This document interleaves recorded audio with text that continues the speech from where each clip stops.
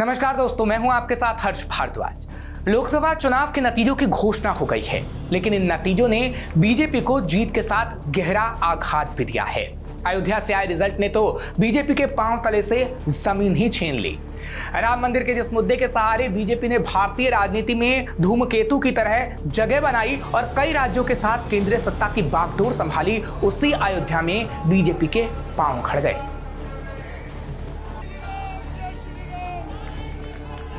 अखिलेश ने आरक्षण के मुद्दे को लेकर यूपी में बीजेपी के खिलाफ ऐसा चक्रव्यूह रचा कि बीजेपी उस जाल में फंस गई। सपा मुखिया अखिलेश यादव की बिछाई बिसात पर बीजेपी रामनगरी भी हार गई। बताओ, जिताओगे आप लोग? और तब हम आपसे अपील करने आए जिताने की। अयोध्या से 3 बार के सांसद रहे बीजेपी के लल्लू सिंह को समाजवादी पार्टी के अवधेश प्रसाद ने करीब 55,000 मतों से मात दे दी। इसकी सबसे बड़ी वजह संविधान बदलने का वो बयान बन गया जिसे विपक्षी दल के नेताओं ने सोशल मीडिया पर जोरदार तरीके से ट्रेंड कराया। इस भाषण का शिकार सबसे ज्यादा लल्लू सिंह ही रहे, क्योंकि उन्हीं का वीडियो जमकर वायरल हो रहा था और इसका असर अयोध्या ही नहीं बल्कि पूरे अयोध्या मंडल और पूर्वांचल पर पड़ा। संसदीय चुनाव में समाजवादी पार्टी का ये अब तक का सबसे अच्छा प्रदर्शन है और ये एसपी का अब तक का सबसे अच्छा प्रदर्शन इसलिए रहा क्योंकि वो इस मुद्दे को भुनाने में कामयाब रही। समाजवादी पार्टी को इस बार 33% से ज्यादा वोट मिले हैं। वहीं अखिलेश के लिए ये चुनाव खास था क्योंकि इस बार सपा संस्थापक मुलायम सिंह यादव नहीं थे। उनके बगैर सपा ने ये चुनाव लड़ा। वहीं इस चुनाव में मुलायम परिवार के 5 लोग चुनाव लड़ रहे थे, इसमें से 4 ने जीत हासिल की है।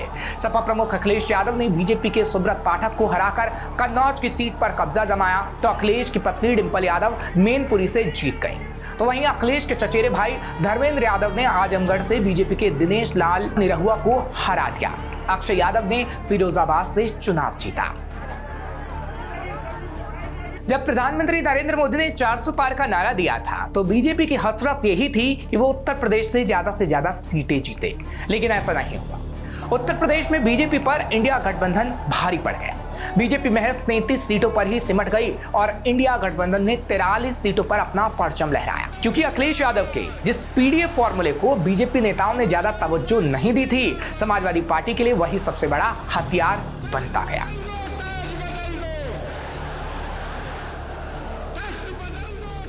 और जातीय समीकरणों की अपनी साइकिल लेकर अखिलेश सरपट दौड़ पड़े।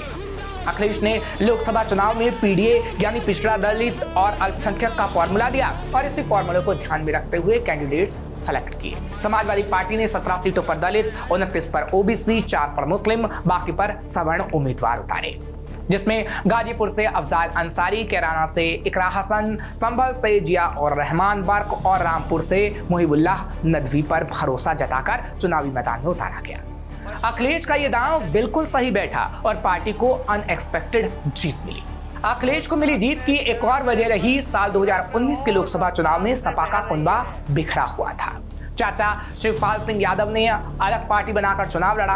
परिवार में आपसी कलह का खामियाजा अखिलेश को लोकसभा चुनाव में उठाना पड़ा था, लेकिन इस बार यादव फैमिली ने एकजुटता दिखाई।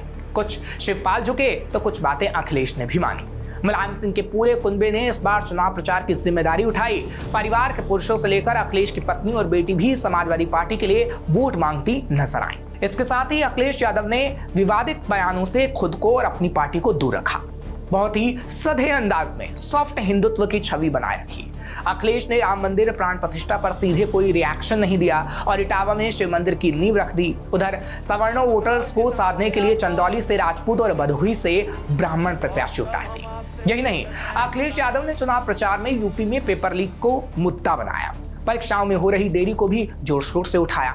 यूपी में पेपर लीक और बेरोजगारी के चलते युवा वोटर नाराज था। ये बात अखिलेश बखूबी जानते थे, इसलिए अखिलेश ने उनकी नाराजगी को आवाज दी। इतना ही नहीं, अखिलेश ने अग्निवीर योजना को कैंसिल कराने का वादा किया, जो अखिलेश की जीत में भी बड़ा फैक्टर माना जा रहा है।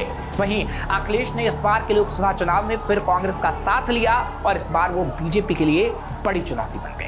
बीजेपी के कई दिग्गजों पर इस बार सपा के प्रत्याशी भारी पड़ गए। सपा के इस प्रदर्शन ने विपक्षी गठबंधन इंडिया गठबंधन को बड़ी संजीवनी दे दी। बीजेपी ने यूपी में 10 साल का सबसे खराब प्रदर्शन किया। न सिर्फ सीटों में गिरावट आई बल्कि वोट शेयर भी काफी कम हो गए। यूपी में कई केंद्रीय मंत्री चुनाव हार गए क्योंकि मोदी फैक्टर के अलावा लोकसभा चुनाव में खास तौर पर उत्तर प्रदेश में योगी फैक्टर, कानून व्यवस्था, विकास और आक्रामक हिंदुत्व को बीजेपी ने अपने अभियान का अहम हिस्सा बनाया था।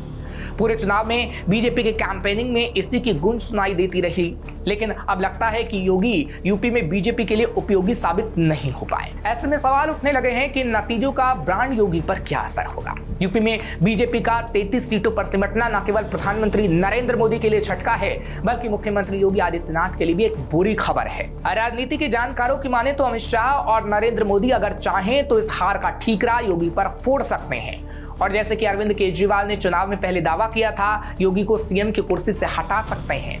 राजनीति के जानकार ये भी कहते हैं कि योगी को भी लगता था कि यूपी में उनसे बड़ा कोई नेता नहीं है और हिंदुत्व के सामने कोई नहीं टिकेगा, लेकिन लोकसभा चुनाव के नतीजों ने इसे भी गलत साबित कर दिया और ये योगी के लिए आने वाले विधानसभा चुनाव का ट्रेलर भी हो सकता है।